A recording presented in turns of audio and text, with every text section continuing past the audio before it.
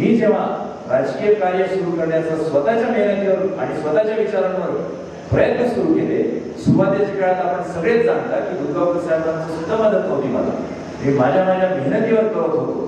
आणि जो माणूस कर्तृत्ववान असतो तो काही स्वतःच्या बापाच्या मागे परत परत फिरत राहत नाही. माझे संस्कार, माझे बाळकडू चांगले असल्यामुळे मी अमेरिकेत जाण्यापर्यंत शिक्षण घेतलं, चांगलं कार्य करतो, उद्योग क्षेत्राचा अनुभव होता. पण काही विचारांचा निर्णय घेऊन जर मी कार्य स्वतः सुरू करतोय, तर जर विचारांमध्ये जर थोडासा मतभिन्नता तेव्हा असेल, दुर्गावकर साहेब त्यांचा निर्णय घेणार, मी एक नागरिक म्हणून माझा निर्णय घेणार.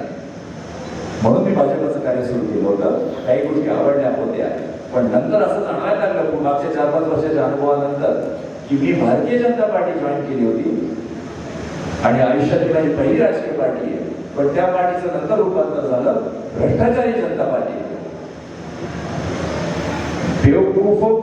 बेवकूफ जनताची पार्टी असा एक फुल फॉर्म त्याचा आता व्हायला लागलाय. बदनाम जनता पार्टी असा एक फुल फॉर्म झालाय. तुम्ही सगळे चोर चक्के जमा करता आणि देऊन टाकतात त्यांना संधी. जितका जास्ती माणूस चोर असेल तितका त्याला पटकन सन्मान मिळतो भारतीय जनता पार्टीमध्ये. हा अनुभव जवळून पाहिला मी आणि इतका लाचार नाहीये की या माझा अपमान करणाऱ्या भारतीय जनता पार्टीने एका सुशिक्षित शिकलेल्या संस्कारी मुलाचा अनेकदा अपमान केला मेहनत करत असताना सुद्धा. पण जेव्हा त्यांची हिंमत मराठा समुदायाचा अपमान करण्यापर्यंत गेली, त्या क्षणी त्यांना लाल मारून बाहेर आलो.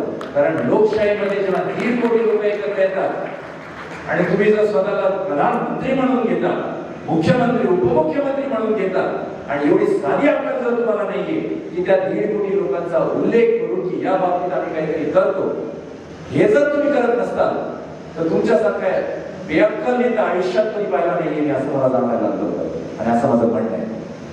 आणि मूर्ख लोकांसोबत काम करण्याची दुर्गावकर परिवाराची परंपरा नाही. इन्सल्ट करणाऱ्या लोकांसोबत काम करण्याची दुर्गावकर परिवाराची परंपरा नाही. आणि त्यामुळे लाथ मारली, मराठा समुदायाचा अपमान केले आणि स्वतः काम सुरू केलं.